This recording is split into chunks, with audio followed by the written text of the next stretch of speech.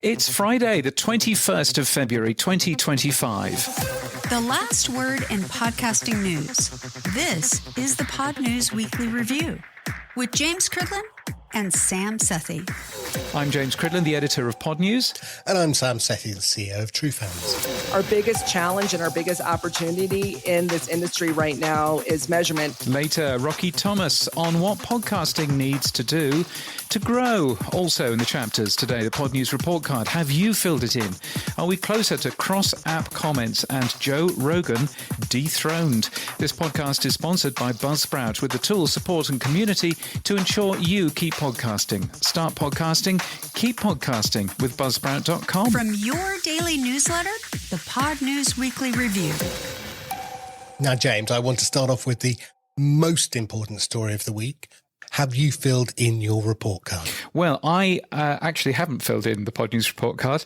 I'm not sure I'm allowed to fill it in. But dear listener, you should. podnews.net/report card. What's in the report card? Why are we doing it? So we do it because every single year we ask exactly the same questions about what we think about Apple Podcasts, what we think about Spotify, what we think about Amazon Music and YouTube. Are they good for us in terms of monetization? Are they good for us in terms of promoting our show? Are they good for open standards and everything else? And that then gives us scores where we can follow the trending views of people who are using those particular platforms. But that also gives those platforms themselves enough opportunity to get some, potentially some more engineering resource or some more marketing resource or whatever it is that they need. And I know that they've found it really, really useful. So I go through the results of the Pod News report card every year at Evolutions, which I'll be doing this year in Chicago. But yes, it's a really, really useful thing for the entire industry. So if you haven't filled it out yet, please do. podnews.net/report card. Excellent. Right. The Pod News Weekly Review with Buzzsprout. Start podcasting, keep podcasting. A company that I know very little about is called SoundStack, and that's not because I'm very lazy. It just doesn't hit my radar very often. But it started to pique my interest probably back in December when Rockie Thomas was appointed Chief Strategy Officer, because we know Rockie, she's one of our power supporters. I thought I'd reach out and ask Rockie, who or what is SoundStack? SoundStack is what we call a full stack audio and service provider. We really focus on everything from linear streaming to podcast creators. We provide hosting, analytics, ad tech, distribution. We even have our own content management solution for podcasters. We love all audio. So we do everything from end-to-end spectrum. How long have you been with SoundStack? So started out with SoundStack in 2018. Prior to that, I was one of the first employees at AdsWiz. And then I've been in this industry since streaming since 1998. And I always like to joke, I was 10 when I started doing this. And my first, I guess my experience with streaming was streaming some local radio stations on Mark Cuban's company back in the day. Oh, wow. Oh, yeah. Broadcast.com made me learn how to hate the real media server codec. And so through my entire career, I started doing ad insertion client side in 2000 with a company out of Silicon Valley, and really have been in the tech side of the audio business. Did a stint in TV for 4 years during the recession. Realized I'm not quite pretty enough or speak slow enough for that industry. So I came back over to audio. So it's been a great career. What I love about digital audio is I have a music degree. It just really speaks to me. So it's great when one of your passions is also a career for you. And I love how much it changes. I know it drives a lot of people crazy, but it is constantly iterating, which makes it really exciting. One thing that you and James, when you were in Venice, were talking about was the problem with the way that podcasting and buying of media is probably talking Swahili. The two parts are not talking, right? So what do we need to do in podcasting to make media buying easier? Because it was the media leader that said that podcasts have a $74 billion opportunity in advertising, but we're only getting about 0.2% of all ad spend. What can we do to change, Rockie? You're right. It's so shocking. I like to say podcasting is the most popular and one of the most consumed, underbought modern medias I've ever run across. And it's really frustrating. And I said that in Venice, I'm like, it's too hard to buy. And some people took a little bit of bristle to that. I'm like, well, let me rephrase it. It's too hard to buy at scale for large brands. And I think one of the challenges is consistent measurement across the side. So today we're getting bought basically because, we're getting the extra 10% buys that are happening at the buy level. And we're not actually part of what we call sales planning right now. And that's just not podcasting. That's actually digital audio as well, if you look at it from a streaming standpoint. And we're never going to get more than our 5 or 10% afterthought until we are actually part of the media plan's initial planning time. Like when they're looking at their year-long strategy, we're talking millions upon millions of dollars. And right now it's getting in, what we're focused on, and we are working with partnerships, which will probably be coming out in the next couple of months, of how to get measurement into those platforms. So then those buyers can actually identify, all right, how many, like old school stuff, like gross rating points, which some of them still use, how, if I have 10 GRPs in New York, how can I bring podcasts in there to basically target those listeners within New York? And how can we basically keep on expanding it? Because at the end of the day, I don't blame the demand or the advertising side. It's really hard to be swivel chairing, I call, between a whole bunch of different platforms to buy a very large media spend. And so I think really, I sound like a broken record, but it comes back to measurement. I mean, I would say that our biggest challenge and our biggest opportunity in this industry right now is measurement, and also making sure we're consistently passing the correct signals to those buyers. And that can mean everything from, the type of content it is. I would say brand safety is not so much of an issue. And I say that just because, I think that I would say that most of the podcasts out there are pretty brand safe. And if a podcast user is going to go listen to that certain type of podcast, it's a user initiated action. So I kind of look at it as, that's what, if an advertiser wants to target that, that's what they're going to get. And also dynamic ad insertion plays into that as well. So really my goal this year is to figure out how we can get measurement of podcasts into the planning tools that buyers are using today. So given your radio background, and radio, I think, has 15 minutes in the hour of ads, saturation. We're not there with podcasting. Now, do you see in 2025 people upping that to 5, 6 and competing with the saturation of radio? I do, and I wish they wouldn't. And I am a hobby economist because I'm not trained. I think we're kind of doing a slight disservice when you keep on adding more spots to an ad break. The problem is that you're adding more supply into if you're talking especially, well, we can talk about just in general, adding more supply. My old local sales managers in the back of my head saying, increase rate, basically constrict the supply so you can increase the rate on the demand side of it. I know that's easier said than done when everybody else is opening up all their spot sets and they're getting more money. It is going to impact how people are going to want to listen. And when they know that you have a 2-minute spot break, they're going to take out their phone and they're going to skip versus having a 30 or a 60-second spot break. I'm a big fan of a 15-second ad. I know that's really tight, but I find that we really have an ADHD transactional brain nowadays. And I think that people really like to have concise messaging. And I think we have to be about that. That's one of my biggest challenges with a personal endorsement or live reads is the guys don't hold, or the people, women too, they don't hold tight to like a clock when they're doing their reads. And I've heard like 2-minute Casper ads sometimes. I'm like, oh my gosh, guys, you got to keep it tight, and then also hearing the same bullet point creatives going over and over. The beautiful thing about live reads is they're not supposed to burn out on creative, and they're starting to burn out. And that's where I think it's an opportunity to mix up the creative, have a different challenge, find out the first demo, the second demo, the tertiary demo, make sure you're making a message towards that, just because at the end of the day, it increases your outcome, which is going to increase the ability for you to get bought again. Given you talked about open, given you talked about, what you're doing with chapters, where are you with podcasting 2.0? There was a podcast out today from Mark Asquith, which was podcasting 2.0 has failed, right? And he openly admits that was clickbait. but it was also a very interesting, okay, let's throw the conversation back open. Has it succeeded? Has it failed?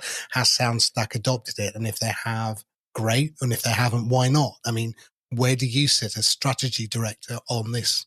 I love a lot of the elements within Podcast 2.0. I think the challenge with Podcast 2.0 is there are so many options that you can do in there. I mean, really, it is. And the way that we approach it as SoundStack, we definitely adopt some of the podcast elements and tags. It really comes down to what our publishers are asking us to implement. And because I mean, Sam, I think you heard you and I think Alberto, or there's a couple of guys, you literally have implemented almost all of them, which is incredibly impressive. I have to say it's incredibly impressive. I would say, obviously the transcripts, the person, the location ones, because that makes a lot of sense. A lot of our broadcasts, or a lot of our publishers also tend to be broadcasters, or they tend to be podcast networks.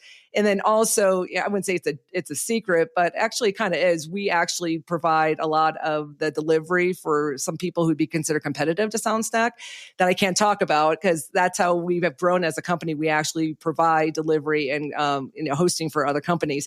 But the one I'm excited about is, the live item tag. I mean, that's because I see that as really like the cool thing about merging possibilities between the linear as well as the on-demand and doing live events. And I mean, this is where it gets really cool for like local sports and this is like a kind of a geek audio girl's dream come true. Yep. And so to answer your question, do I think that Podcast 2.0 has failed?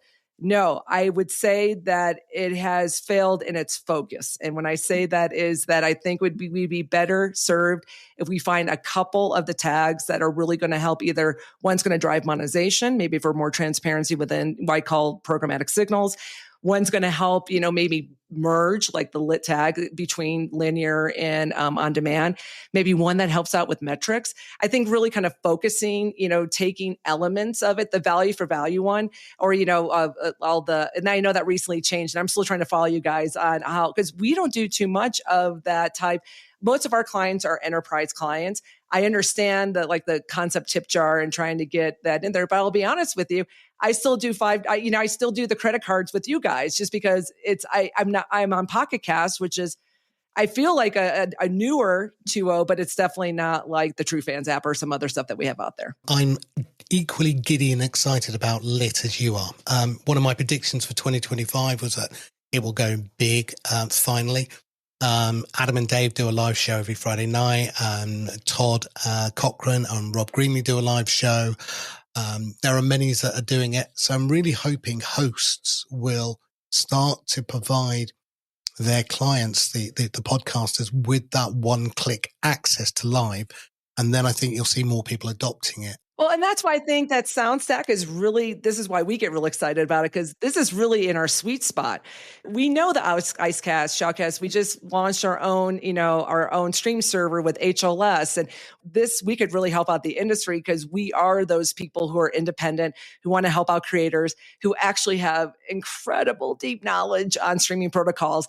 And, I was listening to, I think it was maybe a Podcast 2.0 or one of them with those guys. And I could feel their frustration of figuring out metadata within Icecast or Shoutcast. And how can we at SoundStack help bridge that gap a little bit is something that I'm really excited about and where I'm working on, because I've been on revenue forever and I love making revenue and I love making publishers successful. That's really kind of what I like paying publishers. I like seeing them continue to grow, because I'll be honest with you, they're the heroes. If we don't support publishers, we don't really have an industry anymore. And I don't think people kind of think about that. We can have an industry that's basically driven by, the mega companies. And we'll be back to where radio was, circa 1996. And I don't think we really want that. I think we want to keep independent voices thriving. And that's something that we're excited about too, because we want to help out the industry with our knowledge. We actually really understand that. And I would say we probably need a little bit more Podcast 2.0 people to kind of work with us so we can figure out how we can help make it easier. Because you're right, it is deep geeky. Awesome. I could talk to you all day with Rockie. Now, look, we'll geek out after this show. Now, Rockie, if somebody wants to find out more about SoundStack, where would they go? SoundStack.com. We're obviously on LinkedIn and all the other, social places. Anyone can reach out to me at Rockie, ROCKIE, like the mountains, Rockie at SoundStack.com. And love collaboration, love talking about the industry. I believe there's really not any one answer. I think it's all about, making sure that we're all kind of figuring out the best way path forward. And I'm excited about it. It's a great time to be in this industry right now. Rockie Thomas from SoundStack. On Monday, more from Rockie Thomas in this feed with the full-length interview. Really interesting chat with Rockie. She knows her stuff, and she's very good in terms of understanding, the opportunities of selling audio all in one, making sure that people understand the difference between host-read ads and, dynamically inserted ones and all of that kind of stuff. So, super good. One of the other things this week was SiriusXM. What have they been up to? So they have a thing called SiriusXM Podcasts Plus, and it's a premium subscription that you can get in Apple Podcasts by, pressing the button and giving Apple some of your lovely money. Interestingly, they have just done a deal with Supporting Cast, which has allowed them to now offer SiriusXM Podcasts Plus to other places as well, everywhere from Spotify, Pocket Casts, Overcast, all of those other podcasts apps, as well, of course, as YouTube Music, which also plays RSS feeds as well. I think it makes a bunch of sense to remember that, of course, Apple Podcasts Premium subscriptions are only available for people who are using Apple Podcasts. And there are a lot of people out there who don't. And so therefore, anything that makes it easier and simpler to also get money out of everybody who's listening in other platforms makes a ton of sense. And SiriusXM going for Supporting Cast, you could also use Memberful, and there are a couple of other services as well there. We have to have a show in the future to talk about secure RSS, James, because as a podcasting 2.0 community, we need to understand what secure RSS is and why it's much more efficient, because you stay within the app and you make the purchase in the app. But that's why I think we need this discussion. But I think we'll do that another day if you don't mind. Milestones. There's been a few milestones this week, James. What's been happening? Who's been getting across the line? Yes, so a number of nice different milestones, including Rusty Quill, which is a audio drama company based in the UK. We've had Rusty Quill on the show before. They have a show called The Magnus Archives. And really unusually, I think, for an audio drama, it has surpassed 100 million downloads. And so that means that they were eligible for one of Spotify's new Creator Milestone Awards, which actually meant for the first time we could actually see one of these things physically, which was nice. They picked up the award from Spotify in London last week. So that's nice. There's a picture of that on the Pod News website. Also, a couple of shows doing well in terms of their milestone numbers of episodes. There's a podcast out of Winnipeg called Humans on Rights, which has just published its 100th episode. They've been going, I think, for 4 years or so. But the big one, the big daddy, I guess, in terms of long podcasts which are still going, 1,800 episodes for Geek News Central.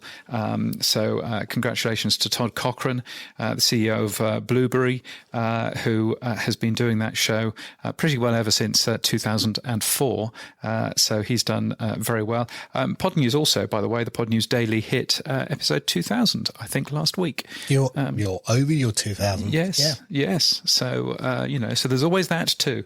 But many congratulations to those. And there will be a major milestone, we understand, from Podimo next week. There's an embargo until Monday, so I can't tell you what that is. But we will have Morten Strunger from Podimo, who will be on next week, telling us all about that too. Indeed. Now, whizzing around the world, James, back to your homeland, now that you're officially announced yourself as an Australian on stage. What's going back there? Oh, well, the Australian podcast ranker came out for January. That's irrelevant now. Move on. Well, the interesting thing about the podcast ranker is that normally there's a number one of Hamish and Andy, and they are pretty well always number one, apart from I think Australian True Crime jumps up there, or maybe it's Case File, one of those. Anyway, what is interesting is that for the first time there is a brand new number one, the Mel Robbins podcast. Now, the Mel Robbins podcast, it's a Sirius XM podcast. It's represented in Australia by Southern Cross Stereo, one of the big radio companies, which is why it appears in the Australian podcast ranker. But I thought it was interesting to see, a foreign, in inverted commas, podcast being number one in the Australian podcast ranker. That show is doing incredibly well. Everybody still talks about Joe Rogan as being the number one show. By the looks of it, the Mel Robbins podcast is pretty well beating Joe Rogan quite consistently now. If you take a look at Spotify, if you take a look at Apple Podcasts, you will notice that number one, more often than not, is the Mel Robbins podcast. I have no idea who she is. I have no idea why it's, all of a sudden a number one show, but it seems to be doing incredibly well.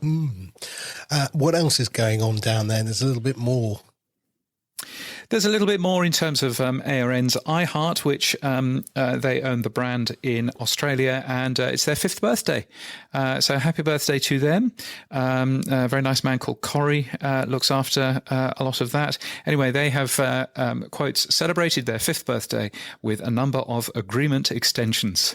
there's how to celebrate re-signing Audio Boom and Sony Music Entertainment for another couple of years. Never to be called that again, please. Yeah. Yes. True crime in the UK. Yes. We've got enough of that. Well, what's going on? We've got enough crime here. Well, actually, according to the Americans. This is kind of true crime all over the place. And I think this is quite an exciting thing. So there's a UK company called Chalk and Blade. There's an Australian company called Clockwork Films. They are working together with the US company iHeart, producing a true crime show, which will be released later on in the year, called Crying Wolf. I think it's really exciting to see 3 different companies in 3 different continents working together on a big show. So I think that's a very good thing. Also going on in true crime, how do you fancy, Sam, getting on a boat and going on a cruise, a true crime cruise? On the cruise will be a number of podcast stars, crime experts, and crime-related activities like a murder mystery game. That sounds fun, doesn't it? No. It sounds fun for about an hour, and then after that you're like, get me off. Oh no, we're out in the sea. It's going from Miami to the Bahamas next year. It's from Wondery's Exhibit C True Crime Cruise is now available, and the mystery to me is who gave me COVID. Yes, gosh, not my thing, but if true crime is your thing and cruises are your thing, then my goodness, you'll be happy with Wondery Exhibit C's True Crime Cruise. More details on that at exhibitcruise.com. exhibitccruise.com. Let's be clear and accurate. We should ask Evo Terra, agent for Pod News, to go on that one. He'll love it. Yes, or Lauren Purcell, who always goes on Disney cruises. Yes. So perhaps this could be something that she would do. Who knows? Now, we said at the top of the show that Joe Rogan has been dethroned. Who's he been dethroned by?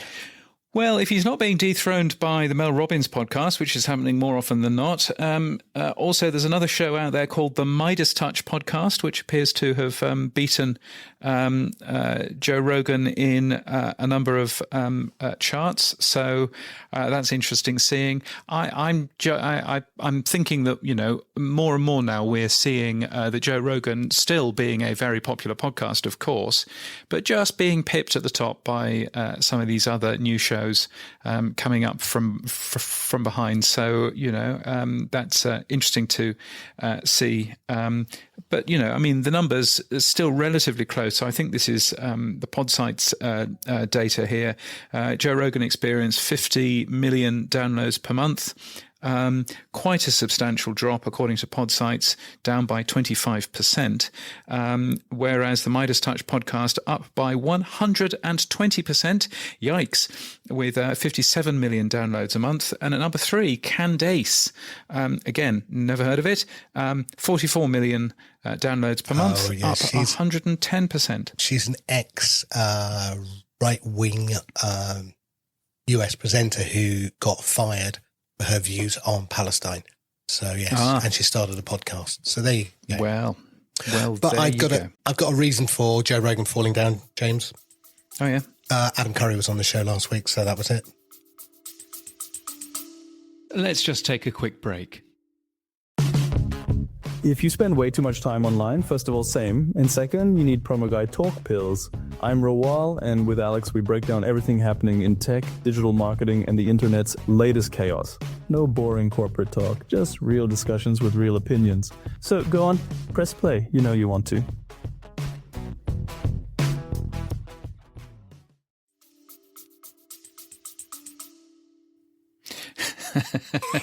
That's it. Everybody went, oh, no, not that man again. Not that man again. Right, unsubscribe. No, did he say podcasting 2.0? Oh, God, I can't stand that stuff. V for V, I'm off. I'm not doing it.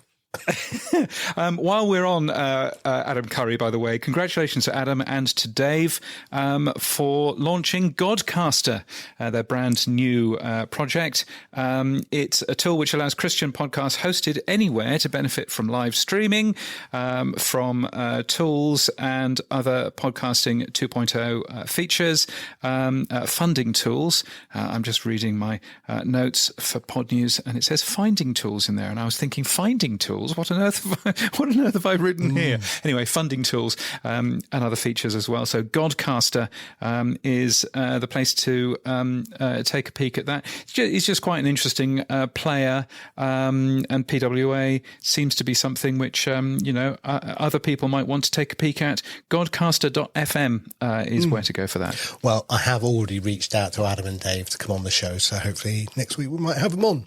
Who knows? Well, there you go. It's going to be an action-packed show next week because we've also got somebody on from Cullman Insights talking about how they test new podcast ideas. So yes, it's going to be one where you need the chapters. Now, James, moving on to people and jobs. There was a job that stood out that I found. So if I'm not here next week, thanks. It was. Now, wait a second. Before we go on, do I have to play a jingle for this? Yes, please. Yes, first. We're sorry, but now it's time for more news about Spotify on the Pod News Weekly Review. Oh, good. Oh, good. Why have you brought them up, Sam? Well, I wasn't hunting for a job, I promise, but I was looking at Spotify's press releases and what they're up to, and turns out they're looking for a VP for AI. And one of the prerequisites, obviously, is that they want more DJ shows. That's what they're looking at. That was one of the examples of how they use AI. It was like, no more DJ shows, please. No more. But there is a job, if you want it, for Spotify's VP for AI. You will earn somewhere between $416,000 and $595,000 US, and you get a whole 23 page days off a year. Gosh. Can't be in America then. Gosh, who knows what's going on there. But yes, if you want to apply for that, then it's on the Spotify website, although I'll probably link to it from podnews.net/jobs as well. It'll be in Sweden. Oh, yes. It might be in Sweden. I mean, it does say, actually, no, it says the locations in New York or Boston. Oh, right. I was going to say, because that salary is needed in Sweden for just buying a beer. I mean, it's just ridiculous. Yes, my goodness, there's an expensive place. Awards and events. Looking forward to the AMBIs, which if you are a Podcast Academy member, you can now cast your vote for. Just log into the Podcast Academy website and it'll take you there. I think it's mostly US podcasts. I think we've called it the US Podcast Awards before now. But anyway, you're more than welcome to go and vote for lots of American podcasts. I did look last night. I couldn't find any international podcasts. I agree. So that show will be on Monday, March 31st in Chicago. I will be there, making sure that I don't go in. And it's being hosted by comedian and podcaster Tig Notaro, who is very good. So there's a thing. And talking about academies, in the UK, the Radio Academy is seeking new trustees to join its board from February. When are you joining, James? Come on, they've got to. I used to be a trustee of the Radio Academy. I'll have you know, I was a trustee for a couple of years. Got the T-shirt, okay, lovely. Yes, been there, got the T-shirt. Don't need to be getting that particular T-shirt anymore. One more thing, just for you to take a peek at, which is the Wickers Podcast Pitch Award 2025. If you are making documentaries, so original and innovative documentaries in terms of podcasting, then you can pitch your show to the Wickers, and the awards are, well, you've got until February the 28th, so you've got another week to enter those. It's part of the legacy from Alan Wicker, who was a big UK broadcaster. So yes, there's a thing too. The tech stuff on the Pod News Weekly Review. Yes, it's the stuff you'll find every Monday in the Pod News newsletter. Here's where Sam talks technology. I have a feeling that we're going to talk about cross-app comments. Yay! We are, but I don't think they're quite here yet. No. So I think we talked about Justin from Transistor actually supporting the Social Interact tag as a host, and the first host to do it, which was amazing. Yes, so essentially the way that Transistor works is that they have got a little script that every time you post a new show, a new episode, it posts something on Blue Sky on that social media platform and says, hey, so-and-so has just posted a new show. Isn't that brilliant? But any comments that you make to that post go back and appear on the Transistor podcast website. So I thought to myself, well, that's interesting because that's relatively easy to implement because Blue Sky has a little JSON field which anybody can get hold of, and so it shouldn't be too hard to code. And hey presto, it's not too hard to code because I've coded exactly the same thing. And so messages can appear on the Pod News website and all of that. So that's all fine. And that essentially means that all of the complicated stuff goes away in terms of having to run a full ActivityPub stack, having indeed to run any sort of OAuth into Blue Sky. It's just super easy, super straightforward, and away you go for a listener to leave a comment as long as they're subscribed, as long as they're registered on the Blue Sky platform.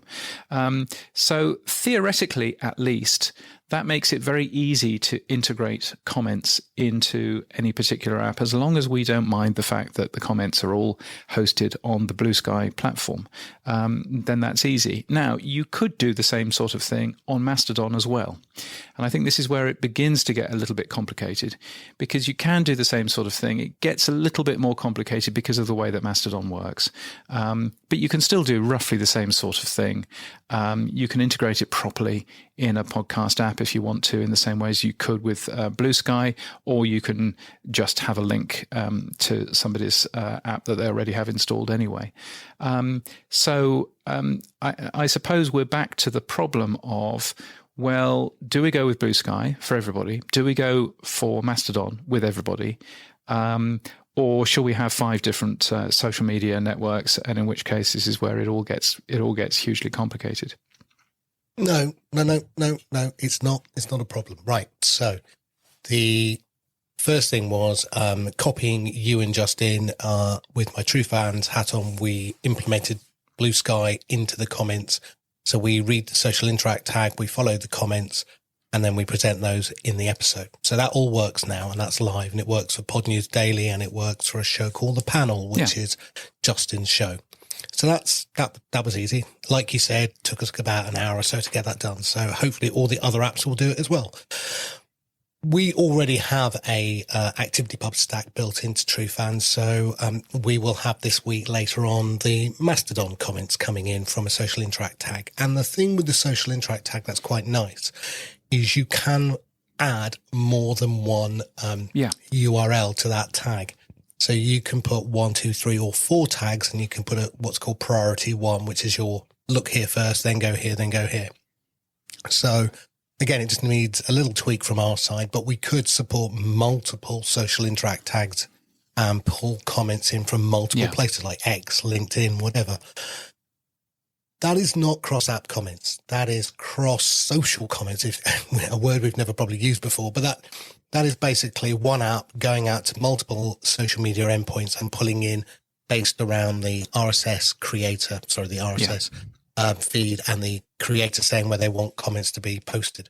Now, cross-app comments, the next bit is, can I get comments that are posted in Podverse, Podcast Guru, Cast-O-Matic, Fountain, and then bring those into TrueFans and vice versa? That is still a little bit more tricky. Now, we've not applied a lot of work. I think I said last week, Fountain has done something, which is use the Olby API in Fountain to go and use Fountain comments next to Olby comments that are posted from all the other apps. So they've actually got a quite nice integrated comments section where they're pulling in app comments from others like TrueFans and Podverse and mixing it with Fountain.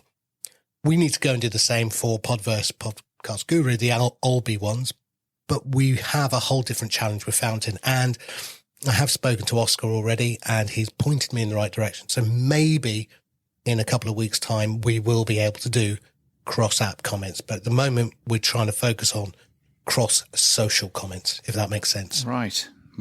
There you go. Yeah, no, it's and you know, and all I'm hearing now is that in order to display comments, we now need to hit 3 different endpoints rather than 1, which is not going to be a fantastic thing.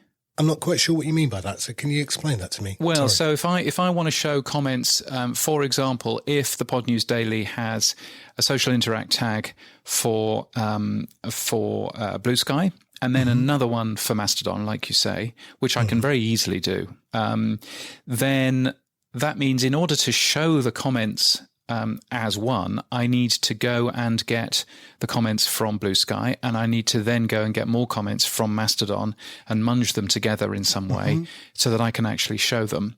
If we're then adding, you know, Fountain stuff in there and adding more things in there, then all of a sudden we seem to be hitting a number of different endpoints just to display comments, which is kind of, you know, I mean, that's fine if we're all up for that, but that, I think you need to separate the two. I think where they are on social media is the choice of the podcaster, right?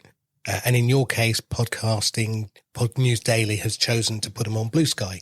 That's your social interact tag. If you add a second one, then that's your choice to add that level of extra complexity. You don't have to. You can stick with one place. That challenge is not hard. And that will be done pretty quickly, of aggregating comments from social media endpoints. That's not a big problem. There's APIs out there. The problem is the cross-app comments, getting comments from Fountain and TrueFans and Podverse to mix together. And that's the bigger challenge. And so it's always been something that's been parked by all of us because it's like, oh, that is so difficult to do. I don't know how we're going to do it.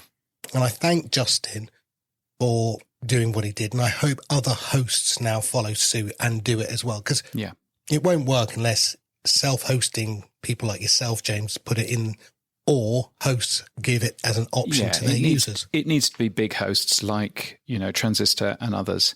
Yes, I mean, you know, the Blue Sky approach is pretty easy and simple.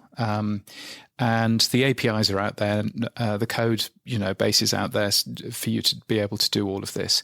So hopefully it's a relatively easy and simple thing. I think it just does get a little bit more complicated if, you know, if we're expecting podcast apps to have to deal with well, we need to have the code to pull from Mastodon, and the code to pull from Blue Sky, and the code to pull from Fountain, and the code to pull from, X, Y, and Z, then all of a sudden it gets complicated again. And I suppose that's what it would be nice to try and avoid, for it to be as complicated as that. The benefit of being able just to pull in Blue Sky comments is that that's something that you can do on the client side, because it's one JSON call, and it's very, very easy to write a piece of JavaScript to just pull that in, on the fly, which is the way that I'm doing it, so that the rest of the page that you see is beautifully cached and has been cached for a long, long time. But just that little bit, in my case, goes through a proxy on my server, because I don't want Blue Sky to have all of the IP addresses of my users. But that's certainly a doable thing. I think once you start, having to do that for multiple services, and then have JavaScript to try and, fathom out how to bring them all in, and that all of a sudden gets a little bit complicated again. Yeah, well, you'll be glad to know I've taken on that challenge. So we will have, as I said, the Mastodon comments coming in with the Blue Sky comments to the same page if they exist. Yeah. Along with native comments within the app. So you won't be able to, you'll see them all in the same comment section. They will be chronologically ordered. But by making it 3 times more complicated, we are making it 30 times less likely for other podcast apps to implement it. That's the concern that I've got. I know that TrueFans is very good and very quick at implementing this kind of stuff. But for those that are much slower, like AntennaPod, for example, how long are they going to be playing around getting their code ready to incorporate something which is 3 times more complicated than it frankly needs to be? Sure. So if I just said to you, how long did it take you to put the Blue Sky in again? You said how long? Well, yes, it was an hour or so. No excuse then for any of the other apps to not do it, right? That's an hour's work, right? Let's be clear on that. If they want to then go further and want to differentiate between themselves and other apps, then crack on or not. You can't say let's not do it because someone might not be able to keep up. I'm sorry, we've got to that point where everyone keeps saying they want cross-app comments, and I think now we've got a chink of light that might lead us to that. I think it's worth trying to get it done. and to play devil's advocate, podcasters have been saying, yes, we want cross-app comments. I'm not hearing any podcast apps saying that they want cross-app comments. And in fact, cross-app comments, surely, one would argue the benefit of you using Fountain is that you get that whole social experience. What Fountain doesn't necessarily want to do is to give away all of that social goodness to other podcast apps as well. So I used to think that way. No, James, I used to think that way. And I don't think comments are of high value in terms of what's going to differentiate us, right? I used to think, oh my God, why would I want to send data to another app? It's my data. I'm going to keep it in the cloud. All of that sort of thinking. The comments don't actually... They're great for the podcast and they're great for interactivity, but they're not going to be the thing that says, oh, as an advertiser, you know what, I must go on that platform because the comments are amazing. That's not going to be. I think we've got a bigger problem with comments, by the way, coming down the track, which I think we're going to get spam in them, and I think we're going to get.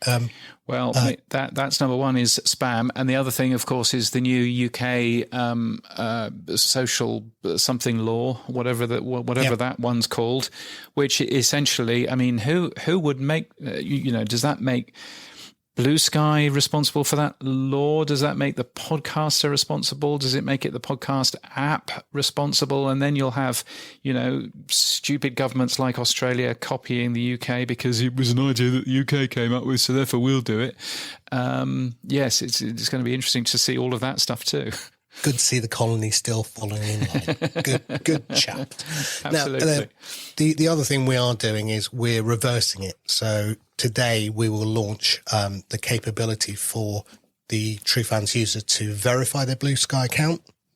And then what they can do is write a comment in TrueFans and we will publish it to the Social Interact tag from TrueFans. So you'll be able to take comments out of TrueFans into your Social Interact tag. Yeah, which is nice, which is a good thing.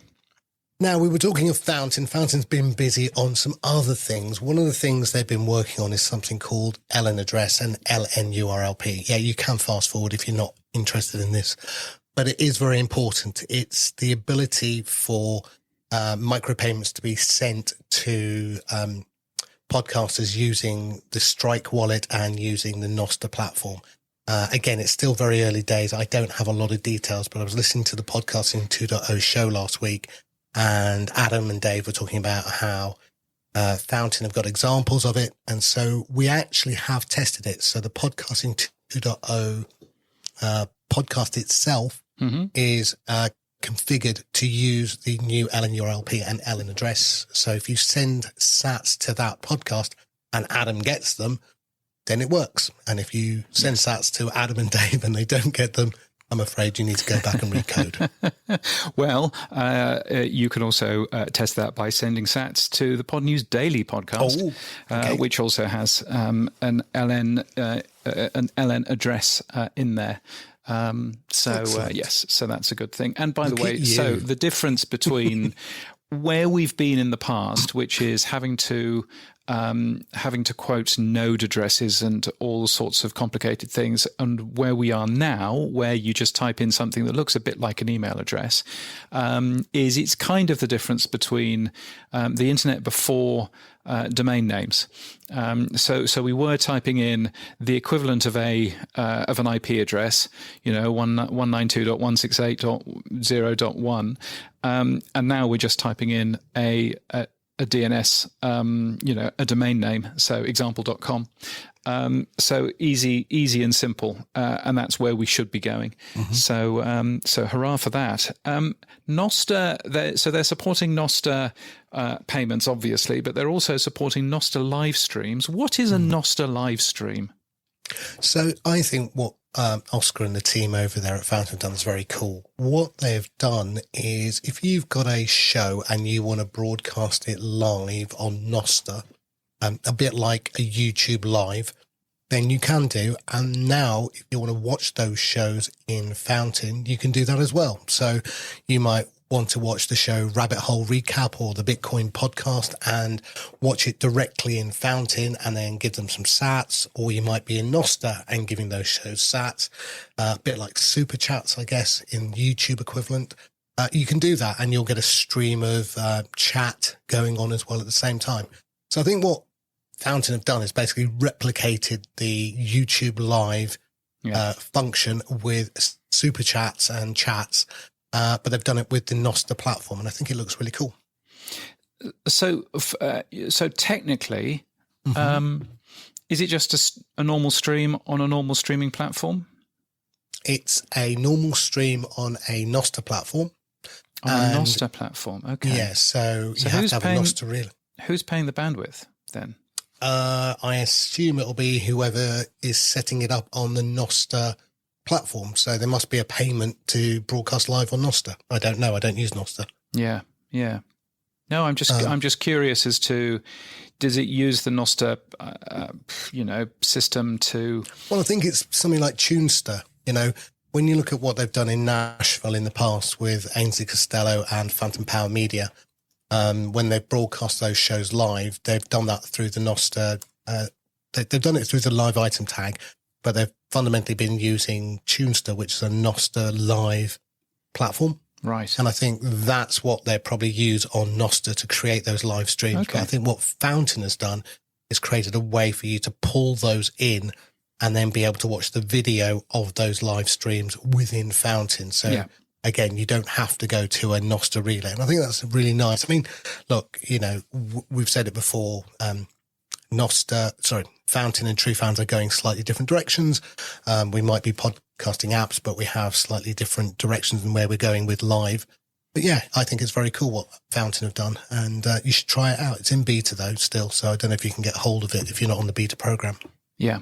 Very cool. Yes. So it's, there is a thing, just sort of taking a look, there is a thing called, NIP53, which is, part of the way that Nostr works. It's a live activity, thing. And it does look as if you are pointing people towards a stream, just a fairly typical normal stream available on the internet. But you then send, a message, a bit like a pod ping, via the Nostr platform to basically say, yeah, this is the activity that we're doing. We're doing a live activity and here we go.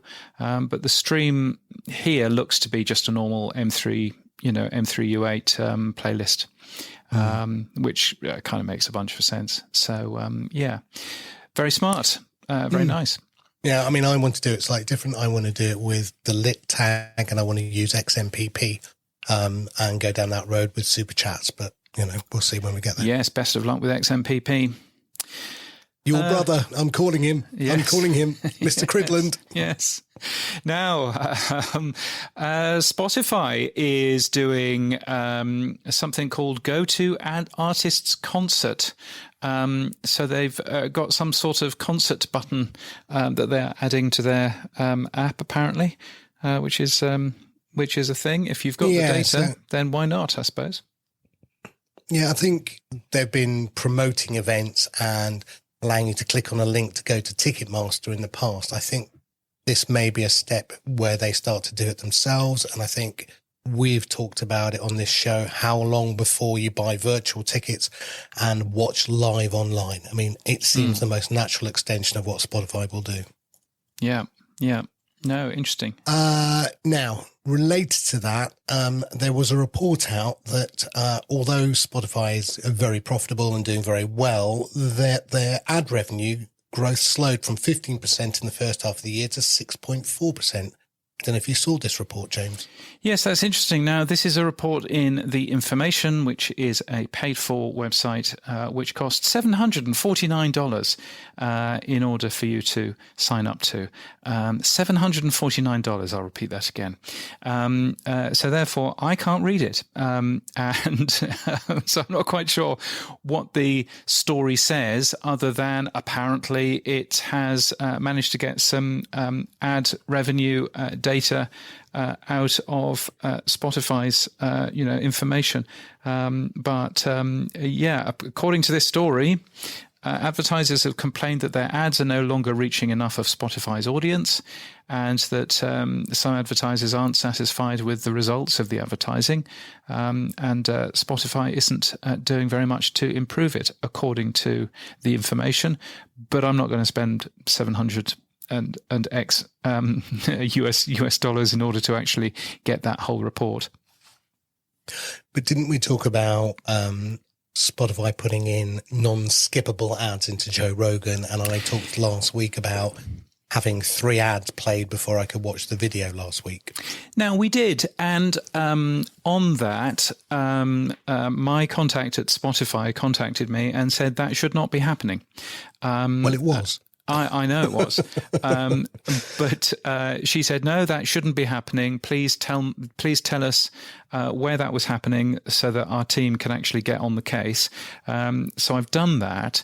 There was a report last week in a few of the Android trades that basically said that Spotify was giving people advertising even if they were a Spotify premium user.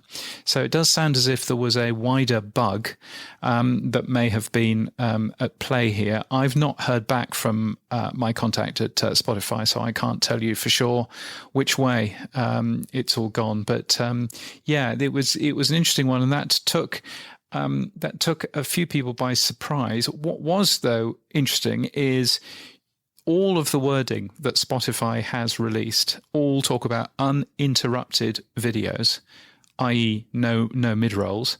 The graphic behind Daniel Ek, as he was talking about advertising, showed a mid-roll, showed an ad that interrupts a video.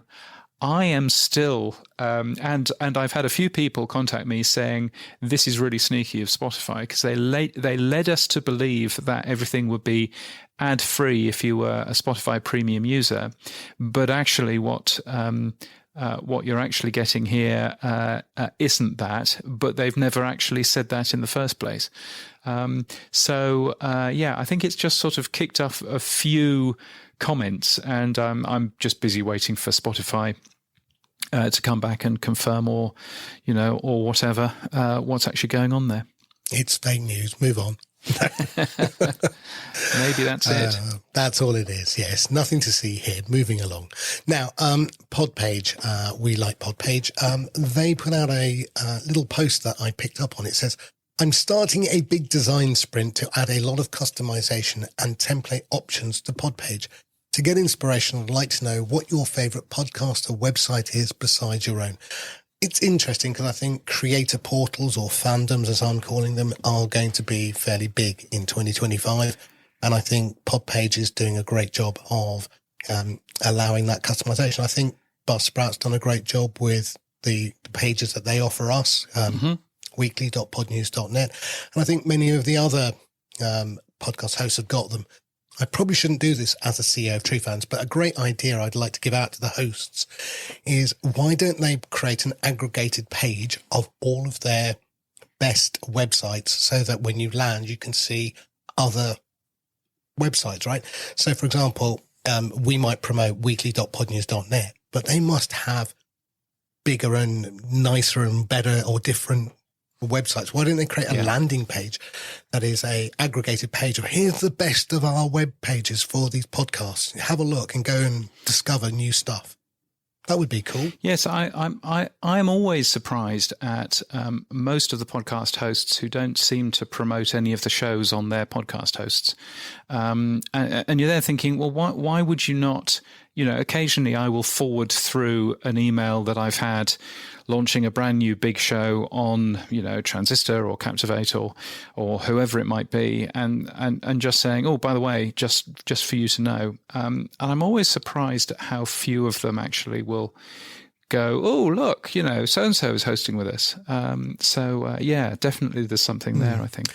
Especially as Transistor added comments, the Blue Sky comments, again, they've got web pages. Promote them. Yeah. Do something with them. Yeah. No, indeed. Moving on then, James. This was an interesting company, and I think you might know the answers to my question, so I'm going to ask you. Audiolic, I think is the name of the company, is an audio processing tool for podcasts that uses the broadcast standard, which I've never heard of, called Orban Optimode tool. I thought it was a drug that I was supposed to take. I have no idea. Now, I've never heard of it, but I did look it up, and it looks pretty sexy. It allows you to do audio broadcasting over FM, DAB+, and HD radio. But the things that I thought, it had some nice features within that. But one of those was you can remotely control HTML5 web browsers as well. And I'm like, what is this thing? I have never heard of it, but I thought I know a man who does. So come on, James, tell me what it is. Yes, so it's an Optimod, not an Optimode. It's an Optimod. Okay. And my voice used to go through one of those for a number of years until they got rid of it and they changed it into an Innovonics, which does much the same sort of thing.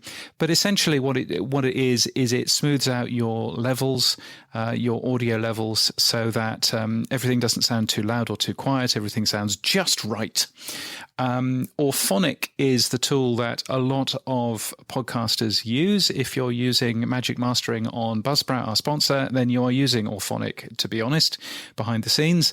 It does a very good job of smoothing out the audio levels. Optimod is significantly better. It deals with an awful lot of very clever stuff to do with just making audio clearer and easier to understand. And it was really mentioned because I ran a slightly tongue-in-cheek feature this week called Having a Bad DAI. And it was some pretty awful DAI that had been produced, with an ad half the volume of the surrounding content and all of that kind of stuff. So that was quite that was quite interesting. But essentially, what this tool Audiolic allows you to do is it allows you to use Optimod, Optimod's technology and Optimod's algorithms on any piece of uploaded audio. So you can get your podcast sounding just as good as a punchy sounding FM station. So, yeah. Would you not have this included in things like Roadcasters or Shure mics or stuff as a natural thing? Yeah, and to a degree, quite a lot of that is. So the microphone I'm talking to you on today, which is the Shure MV88 Plus, this has got limiting in it. It's got compression built in. It's got EQ built in. And this is why I'm sounding, whenever I use this mic, slightly more butch than when I use the mic that James, that I have at home. So that sort of tool is built in. Optimod, though, uses quite a lot of additional work. It was built by somebody that really understood how to process audio, especially how to process audio for it to sound as good as possible on AM or on FM, which have their own things as well. So basically, yes, things like this exist, but nowhere near as good as the Optimod algorithm. So that's what you're essentially getting, with this Audiolic tool. Now, moving on, there was a clickbait podcast that came out this week from In and Around Podcasting, which is Mark Asquith and Danny Brown, friends of the show, who had Claire Waite-Brown as well, who's one of our power supporters. And they were just simply saying, is Podcasting 2.0 a failure? Did you hear the show, James? I did hear the show, yes, and I thought it was a very good show. The whole is podcasting 2.0 a failure thing is a bit of clickbaity nonsense. I don't think anybody was necessarily saying that, but yes, it was a very interesting and quite nuanced conversation, which is about all of that. I mean, I said that it was a bit clickbait, and Mark Asquith says yes, absolutely. But it got some ideas. He's very good at doing that. But it got some eyes on that. But what I said to Mark was that podcasting 2.0 is a collection of ideas.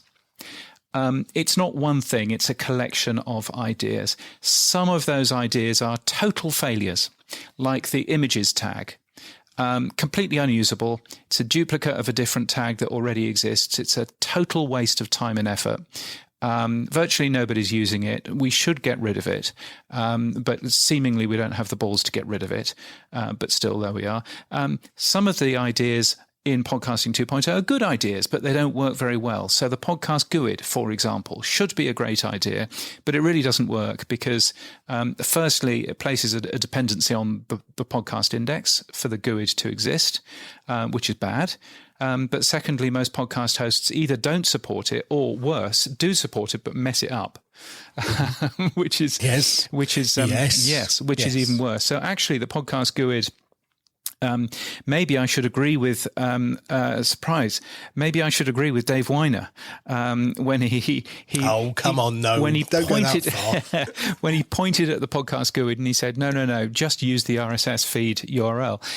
Yes, there are problems with using the RSS feed URL as well, actually, but that is significantly better, in my humble opinion, than the podcast GUID. As somebody that has a database of shows, using the podcast GUID has just been a bit of a nuisance, and I'm busy trying to work out whether or not I should just get rid of it, entirely. No, don't get rid of it, because look, we need it for things like remote items and things like that, and publish feeds and Podblock. No, please don't get rid of it. We only just hosts, get on with it. Bloody hell! Well, you haven't got much else to do. Well, we only need it. We only need it because we've gone down the route of only saying that the podcast GUID is the thing, rather than linking to RSS feed addresses. Maybe I would just point that out. But anyway, but also finally, look, some of the ideas in the collection of ideas that we call Podcasting 2.0 are brilliant ideas. Ideas that even Apple has taken up, like the podcast transcription tag, for example. The Podroll, awful name, but a great idea that anybody can do. Only one person's done it. I'll give you a clue. I've done it too. Two of us have done it. Well done to the pair of us. But the Podroll should be a really good idea that everybody can do. But there we are. So you've got things which are total failures, things which are not very good, things that are brilliant.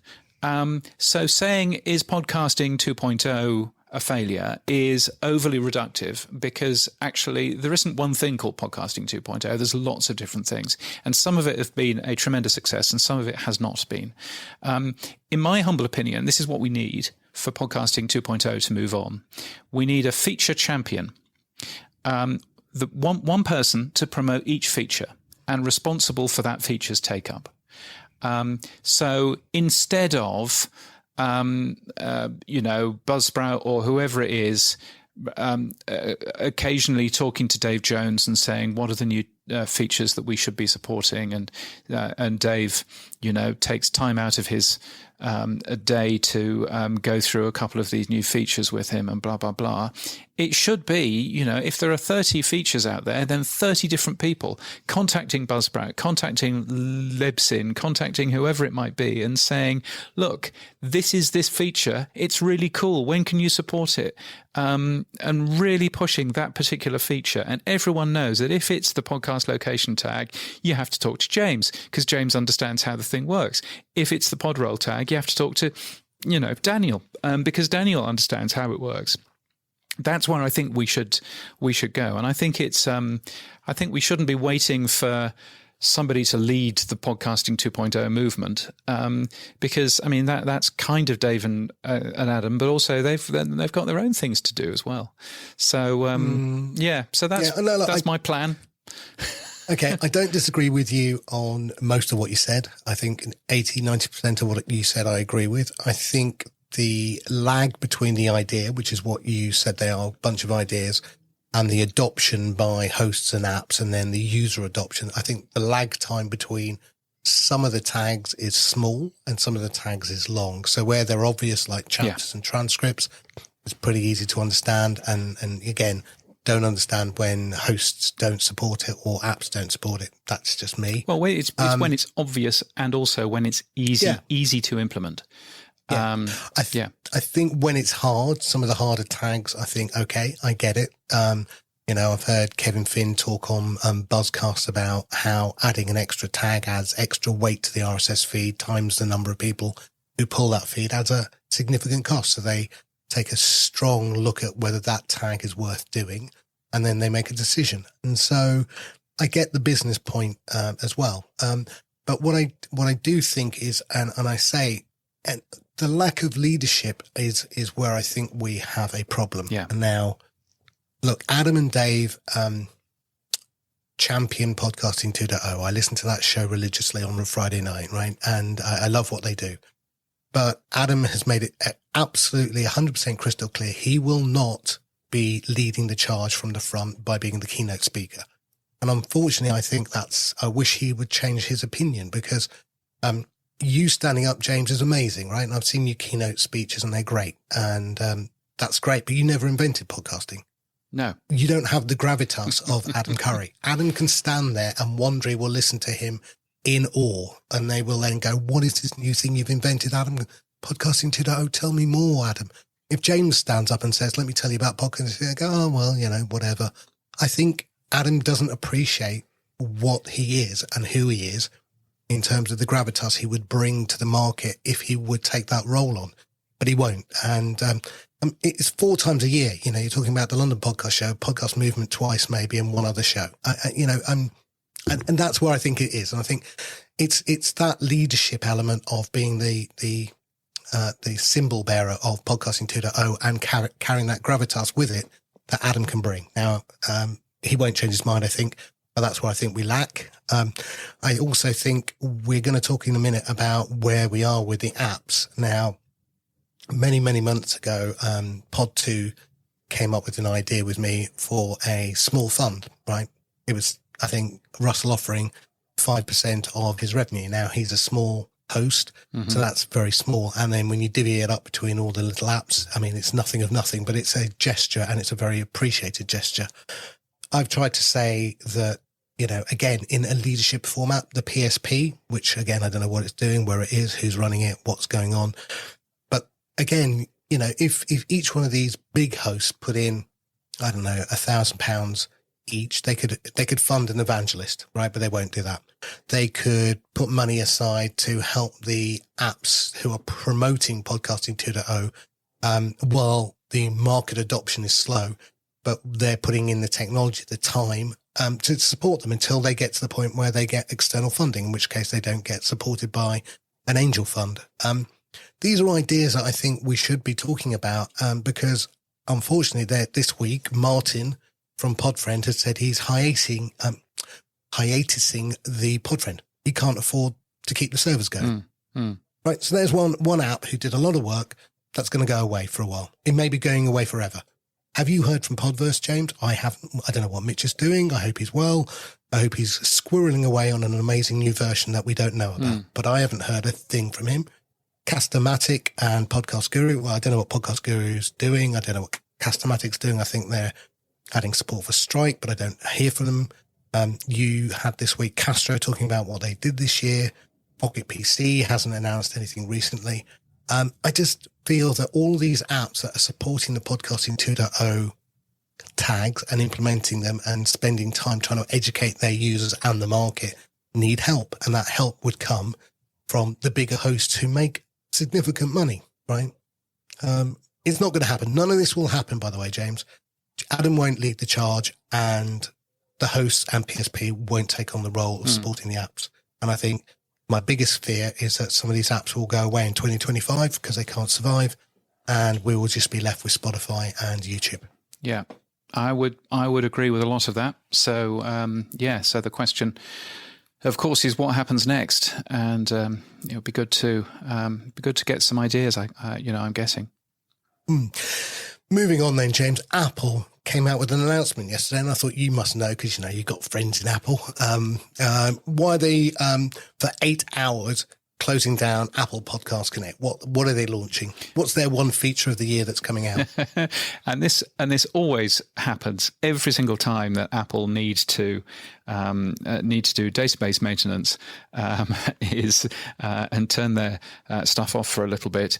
Everybody rushes around and goes, "Oh, I wonder what the new feature is." And every single time there is no new feature. No. and it's just a nice man called Ted with a beard who has to get up early that morning because he's got his annual database management stuff that he has to get done and everything else. Everybody does this. Everybody does this. So, So if you don't know, yes, Apple Podcast Connect, which is just the back end for Apple Podcasts. None of the, nothing will be impacted other than you going in and having a look at your analytics and stuff like that. Won't work. The morning of March the 1st, if you are in LA. And that's basically that. I would not think that there is any new app coming because there never is. So we probably don't need to particularly worry about that. Yeah, 164,000 people on Apple, and I'm still waiting for one new feature. Anyway, good Lord, they've just launched a new phone this week. I mean, Oh, come on! It's seriously. The designers for the iPhone could be Stevie Wonder. What are you producing? It's the same size, the same look, the same Correct. thing. What's new about it? We're taking one of the cameras off and calling it a new phone. Yes, well, they are updating their cheap. It's kind of their Android killer phone. It's the one that's much cheaper than everything else. And and they've updated it, and it's. It's finally got rid of the ridiculous home button that was still on there. So you've got Face ID now on even those phones. And they seem to have done it. I'm going to prove it failed. Right. I'm going to test you, James. Are you buying the 16E for your daughter to replace any Android phone? Because it's cheap, isn't it? Well, it's not that cheap. No, exactly. That's the thing. There you go, $800. But it's Apple. I know it's not $800. It's less than that. Yeah. It's no. They failed. They got it out at $800. Well. Yeah. Oh well. I mean, it is a significantly cheaper phone than any other phone that Apple have made. So from that point of view, I mean, yes, I wouldn't be buying my daughter it, but then my daughter uses Android and has always used Android, and thank heavens for that, given that she managed to drop her phone last week and had to go out and buy a new one. But the new one was $227, which is Australian dollars, which means that it was about 120 quid. It was not an expensive phone, right? But I don't know. Anyway. Right. One last thing with Apple, they're on a purge. They're on a purge in Europe because of the Digital Services Act that's coming into effect. They've got rid of 135,000 apps from the EU app stores. Yes, because of EU law. EU law has a regulation, has a requirement that app developers must provide their trader status. So, are you a sole trader? Are you a company? Are you just one person? And if you haven't done that, then your stuff gets taken down because it's not legal to have there anymore. So now you can ask whether or not this is malicious compliance by Apple. Apple making unpopular changes and blaming it on the EU, but it does seem to be much of what the EU wants. And similarly, Apple did say last year that every podcast has to have a website attached to it in the RSS feed, and that website has to have corporate information on it.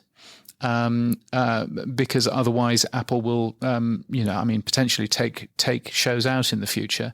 I can't see them necessarily doing that, but at some point they might have to, because again of the EU's rules.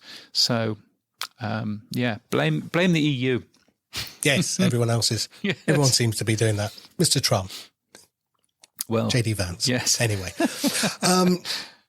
The last thing on this, I mean, I think this, if I can afford it, the next phone I'd love is the Huawei trifoldable phone. I think it looks really cool. And they've just announced the price, €3,499 euros, or $3,662.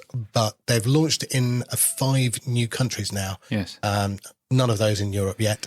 But it's interesting to see that they're moving into those markets first rather than the Western European markets. Yes, and those markets are Malaysia, Indonesia, the Philippines, the UAE, Saudi Arabia, and Mexico. They're not going to get rich necessarily by launching. The UAE they might. Oh well, I mean the UAE and Saudi Arabia, yes, perhaps, but yes, that's about as far as we will go. Yes. No. Interesting moves from Huawei, and of course that $3,662 price is not what you would pay in the US anyway, because doubtless there will be quite substantial tariffs on that price as well. It's okay. You can get the iPhone 17. It's just going to be a single screen and slightly thinner with the same camera and battery. Brilliant. You're okay. That's what you need. Excellent. And a slightly different looking back to it by Yes. what I understand. I would like rose petal gold, please. Boostergram. Super comments. Zaps. Fan mail. Super chats. And email. Our favorite time of the week. It's the Pod News Weekly Review inbox. So many different ways to get in touch with us. Fan mail. I love that jingle. It's good, isn't it? Fan mail by using the link in our show notes. Super comments on True Fans, boosts everywhere else, or email, and any money that we get is shared as well. No fan mail this week, but a couple of boosts that we'll read out anyway. Both from Neil Velio. Thank you, Neil. Re the Boy from Space, Neil says. You may need to go back to last week's episode to understand what any of this is about. I think I must have watched it in 1984 on a tape in school. Oh, do you remember when they used to there used to be a trolley with a big television on it and a VHS video recorder, yes. and they used to move that trolley between classroom and classroom, and you always knew that you were in for a good day when you saw the teacher pushing it into your classroom. Lights down, go to sleep in the back. Yeah, that was it. My favourite was occasionally in Italian class. I think they would bring it in, and we would watch Italian news, and I found that fascinating. Anyway. How was Mussolini? How dare you? Neil Velio says they used to show an episode to us as an end-of-term treat. Education establishment endorsed trauma. Awesome. Right. Well, there we are. He also says something about a story that I'm not going to read out because I know my libel laws. so let's move on. And he also loved the Spotify warning jiggle. Yes, we love the Spotify warning jiggle too. Please do send us messages however you like. That would be very kind of you. And thank you for the Super 16 subscribers that we have, power supporters, who are Cameron Mole, Marshall Brown, Matt Medeiros, Mike Hamilton, Dave Jackson, Rachel Corbett, Cy Jobling, David Marsell, Jim James, Rocky Thomas, Neil Velio, Ms. Eileen Smith, Claire Waite Brown, John McDermott, James Burt, and the late bloomer actor. For your kind support, weekly.podnews.net is how you can become number 17 in there. We would love that. That would be super excellent. I had a lovely chat with Cy Jobling this week, by the way. Did you? Well, yes. There we are. What are you planning with him? Well, no, Cy's very useful at giving me feedback on True Fans, and I love it. And we were talking about something I'll talk about in a minute. But also, he showed me where that pub is. So we're invited anytime to his local pub. Yes. But he also talked about something that we'd launched, which was supporter monthly payments, equivalent to Patreon or Buy Me a Coffee, or again similar to what Buzzsprout has here. And he was going, should I go and do it there with Sats? I was going, no, stay where we are. It's fine. You don't need to use that feature. You're okay. Stay on Buzzsprout, please. It's fine. So yes. So he's lovely to talk to. And he's got a plush new office. So yes. I had a quick chat with him. Well, there you go. What else has happened for you this week? We talked about True Fans implementing Blue Sky support for comments, and we'll extend that. So that's really cool. We also automated YouTube playlists. As I said, we took the leaf out of Podpage, and so we now allow you to copy and paste your playlist from YouTube, put it into a field in your admin dashboard, and we will automatically sync the video into the alternative enclosure for you, so that when you're in True Fans as a listener, you can switch between the audio and video. We've done that for you, James. You can take it out if you don't like us. We've done it on Pod News Daily as a test, and it worked perfectly. So you can, if you so wish, James, remove your video support in your alternative enclosure and have YouTube pay for it all instead, if you want. Well, that's always a good thing. So very nice. And then last week we added private notes. I took on board your comment. It now says private underneath, so that's fine. And very similar to Podpage as well, we are now adding customization. So reordering of tabs is the first one. But next week you will see domain names. You'll be able to use your own domain name with True Fans pages. Oh, fancy. Yeah. Fancy. Oh, that's fun to do. And then finally, yes, we are upgrading to Next.js, and React have been warned, and we lead off on the native apps after that. So yes, it's all kicking off. That'll be exciting. You also in the show notes, it says that you are going to be adding WebSub. Yes, we've got it working on our test server already. Podping's great, and there was a new version of Podping that came out, and we looked in it, and there wasn't much, but it, again, it's more back-end stuff rather than stuff we could utilize. But Pocket PC did this many months ago. You mean Pocket Cast? Pocket Casting, sorry. Pocket Cast did this many months ago, Ellie Rubenstein, and I was like, well, do we need to support WebSub, which was the old PubSub hubber? And again, for things like Megaphone and for Spreaker and for those that don't support Podping, having WebSub is a good idea. So, yes. Now, Castro also said that they are supporting WebSub as well, and it's been very useful to them. So, Podping, utter waste of time? No, no, it's still a very good mechanism. It just needs broader adoption. It feels like what we just said about podcasting 2.0. The time between the idea, the implementation, and the adoption seems to be a lag. But, most of the podcasting 2.0 app hosts are doing it. Buzzsprout, a Blueberry, Transistor, etc. It's just some of the old 1.0 podcast hosts that aren't moving. But WebSub is a standard which is out there, which lots of people use. Now, there are people that promote Podping and say that WebSub is totally unsuitable for podcast apps and it's impossible to implement. But yet I'm seeing more and more people, Castro, true fans, support WebSub. So that's clearly not the case. So what's the problem? Why would people be saying that WebSub is not, is not fit for purpose? It's not that it's not fit. It's just we wish we didn't have to do it. It's a case of the hosts aren't moving, the ones that have not implemented Podping. So we have to go back and find a way of making sure we update them properly. And if you can't beat them, you have to go back and join them, right? So in this case, WebSub's the way we're going to do it, because otherwise we're just going to have a lag between some of the podcast hosts updating to our apps, and that's not a good thing. So yeah, we need to go back and support WebSub. I don't think WebSub was originally, if I'm right, when it was PubSub Hubbub, and originally Comet, if I remember rightly in my history of updates, was mainly for RSS feeds and blogs. It wasn't pre-designed for podcasting like Podping was. Well, no, but it's the same. It's the same thing under the hood. The thing that Podping does that WebSub doesn't is we're doing a live show. Tune in now. But accepting that, I'm still sort of struggling a little bit with why WebSub isn't a perfectly adequate solution for signaling, look, this person has updated their show. I can't give you a categorical answer, James. I wish I knew.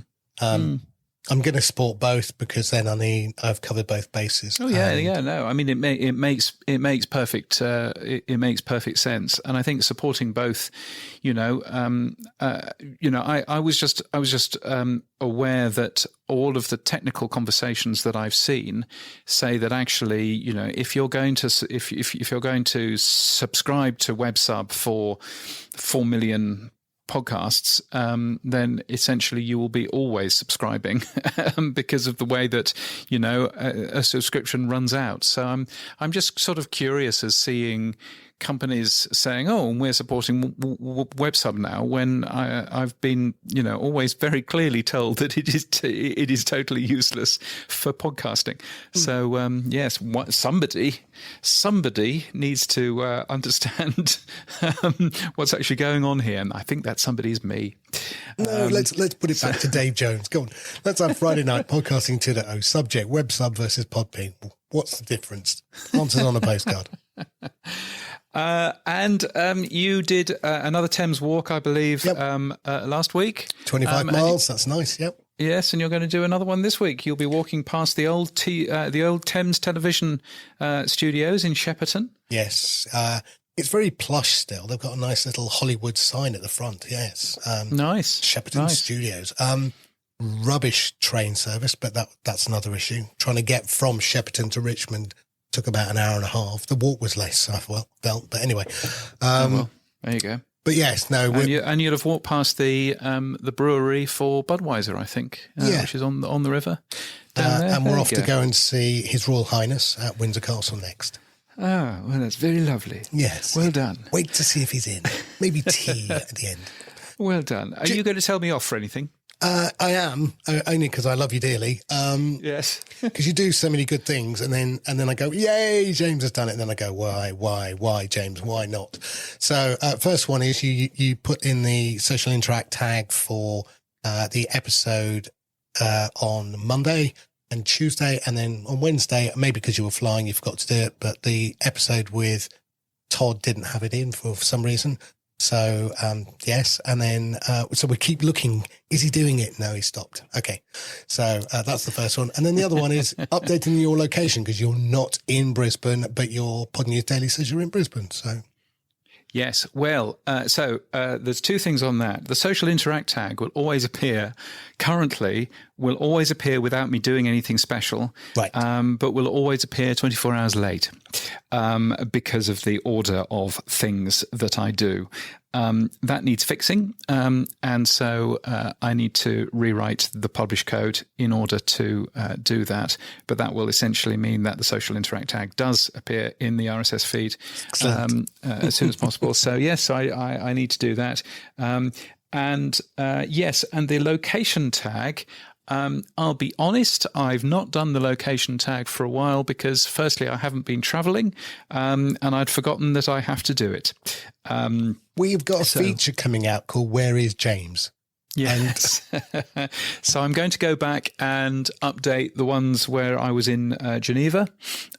So we'll get that one done. Not Geneva, Neuchâtel in Switzerland. And I will because I'm doing a lot of traveling next week and the week after and various things. Yes, I will keep all of that updated. I've just got to kind of build that into the system. Right. Because at the moment it's very manual.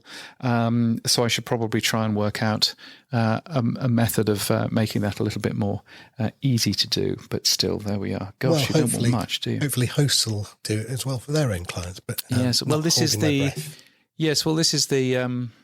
the James will implement this, but in a half-assed way. It isn't production ready yet. So I should go back and make those production ready, I suppose. So, James, where are you? What are you doing? What's happening in the world of Mr. Cridland? Well, I'm currently at a conference, at a media conference, so that's a thrill and an excitement. But what else have I been doing? I have, I've just been. One of the things that I did last week is I bought a very small, for about $50 Australian. I bought a very small little colour screen to attach to an old Raspberry Pi of mine. So now I've got this nice little thing which I've got, which is showing me how much power the solar panels are making, how much power is going into the electric car. It even pulls information from the electric car, like, what's the range on it? How charged is the battery already? Are the doors closed? It's got all of that kind of information, which is quite cool.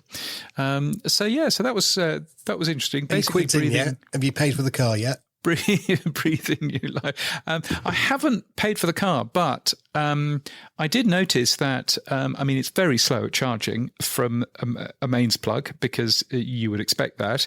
But I did notice that it's basically cost me nothing to fill it up because it's just powered by the sun. What's that? We haven't seen that for a while. As long as I only plug it in during the day. Right.